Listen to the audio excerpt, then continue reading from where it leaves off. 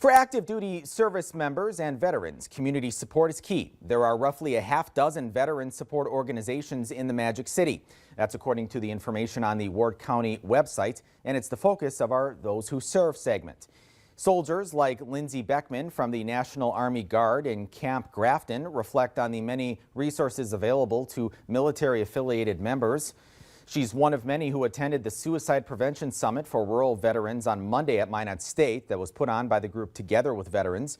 Beckman serves at a training institute in Devils Lake that teaches engineers from all over the country.